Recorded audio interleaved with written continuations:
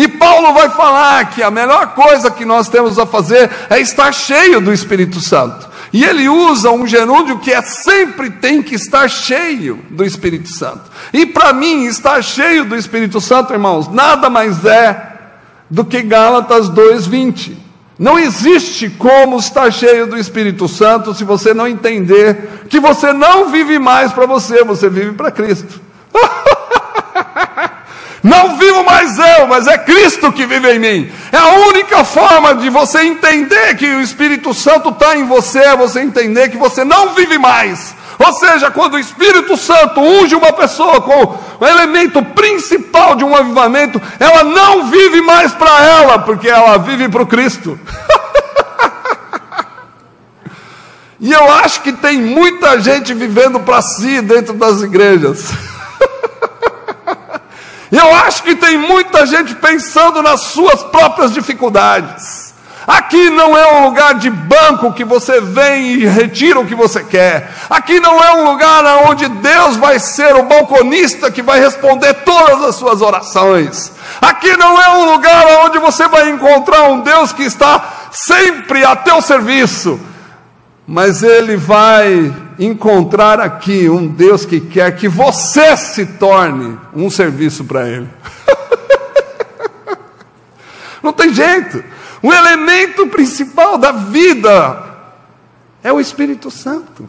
É a pessoa do próprio Deus. Que nós precisamos entender que se nós não vivermos, Ele vai viver em nós. Enquanto nós lutarmos para querer viver a vida que queremos, nós simplesmente vamos nos frustrar. Nós vamos deixar de lado a vida que Deus tem para nós. Ah, Deus tem as bênçãos para nós. Não, eu não estou falando disso. Eu estou falando das bem-aventuranças que Deus falou, que você vai ser perseguido, que muita gente vai até matar você, mas você vai ser bem-aventurado. Eu não estou falando de você enriquecer. Eu estou falando de você ser mais humano, de você se parecer mais com Jesus, porque esse é o elemento principal, estar cheio do Espírito Santo. E estar cheio do Espírito Santo não é só falar em línguas. Tem muita gente que não fala em línguas, mas é cheio do Espírito Santo, porque o Espírito Santo não dá um dom só, Ele dá vários dons. Se Ele desse só um dom para a igreja, você já viu um globo ocular andando sozinho? Aquela gosma andando sozinho, já viu? Mexendo, e aí, beleza, já viu ou não? Não, né? Então, um corpo não é feito só de olho. Você já viu uma mãozinha só na família Adas, e na minha casa, que tem uma mãozinha só andando? Você não vê. Por quê? Porque o Espírito Santo tem que dar os dons, e Ele distribui os dons. E Ele faz como lhe apraz, porque é Ele que dá. Não é você que quer, é Ele que dá. Você tem que pedir, e Ele vai te dar. Mas o Espírito Santo é o elemento essencial para que o avivamento venha para a nossa vida. Mas o que vai acontecer quando eu tiver o Espírito Santo? Você não vai ficar caindo, você não vai ficar pulando. Eu até gostaria que todo mundo pulasse, mas eu gostaria mais que todo mundo se ajoelhasse e chorasse, porque aí sim nós poderemos ver que nós estamos arrependidos pelo nosso pecado, pelo nosso egoísmo, pela nossa ganância, pela falta de amor que nós temos. E aí sim a gente poderia ver, não, o Espírito Santo, acredito que está aqui, porque Deus está derramando arrependimento. Porque essa é a primeira pregação que tanto João como Jesus fala: arrependei-vos, porque é chegado o reino de Deus. Estar cheio do Espírito Santo é ter o desejo de trazer Deus para a terra, é trazer o reino dele para a terra. O desejo daquele que está cheio do Espírito Santo não é fazer o seu céu, mas é trazer o céu até a terra. É algo que nós precisamos entender como pessoas que queremos estar cheios do Espírito Santo.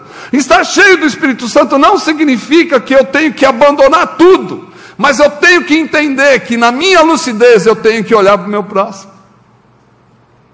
Então uma pessoa que está avivada, que nós podemos ver isso em Jerusalém, os caras se embebedaram do Espírito Santo no capítulo 2, Mas eles não perderam a lucidez, como muitos aí dizem que perderam a lucidez, perderam o equilíbrio. Mas eles não perderam a lucidez. O que foi feito com eles, o Espírito Santo os levou a dividir as coisas, a partilhar tudo o que tinham, vender as suas riquezas, dar aos pobres e necessitados. Então a primeira coisa que o Espírito Santo faz você ver a criação como um todo, mas enxergar o seu próximo como algo diferente na sua vida.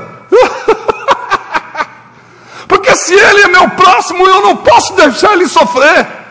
Então o Espírito Santo, por mais que nós possamos estar embebedados e cheios dele, ele não tira a nossa lucidez, que nós temos que agir, uma lucidez com loucura, porque hoje é loucura, aquele que larga tudo, que abandona tudo, que vende tudo, que dá aos pobres. O pastor deve estar até falando assim, poxa, mas se o cara vender tudo, está doido. Ou você mesmo está pensando, não, eu vou vender tudo? Está doido. Não, quem está cheio do Espírito Santo, vai olhar o próximo como um fator prioridade da criação. E isso me faz entender que avivamento tem um sinal redentivo. E quando eu estou cheio do Espírito Santo, eu quero, de verdade, libertar as pessoas que estão escravizadas pelo aluguel, pelo trabalho escravo, pelas crianças que trabalham ainda no nosso país, pelas crianças que não estudam, estão analfabetas. Por quê? Porque o Espírito Santo me enche ao ponto de eu enxergar melhor o meu próximo.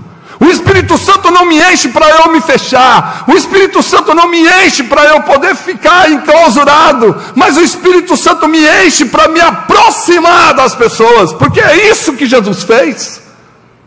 Jesus, ele não se fechou, e quando Deus ungiu, ele falou assim, ele me enviou a evangelizar os pobres. Então quem está cheio do Espírito Santo não vai ficar dando glória a Deus o resto da noite, mas ele sabe que ele tem uma função, ele tem um foco. Quem está cheio do Espírito Santo tem um foco, e esse foco, a Bíblia deixa muito claro, são os pobres.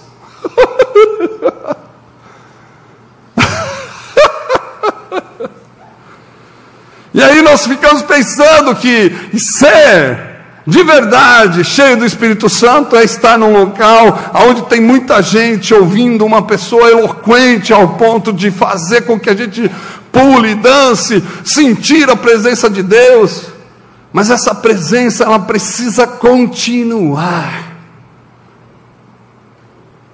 Eu trabalhava numa empresa onde um menino, ele se converteu comigo e ele começou a frequentar uma igreja, e ele falou, cara, lá eu sinto a presença de Deus e tal. Aí começou aquele movimento de cair na igreja. Aí ele veio, pô, eu caí hoje na igreja. Eu falei, o que é? Tropeçou? Porque é o que estou te ensinando, cara, você tem que entender. Tropeçou, caiu, o que aconteceu? Eu falei, não, cara, veio um pastor lá, ele passou o paletó, eu caí e tal. Eu falei, tá, e aí? Você parou de mentir? Você parou de olhar para as mulheres como você olhava? Você parou de cantar todo mundo? Não, mas isso não aconteceu, eu só caí. Eu falei, então só caiu mesmo. Porque quem está cheio do Espírito Santo, isso não vai acontecer. Então presta atenção, cara. Os movimentos extraordinários precisam continuar ao ponto de me purificar, de ouvir o próximo e fazer com que ele seja prioridade na minha vida. O foco é aquele que sofre.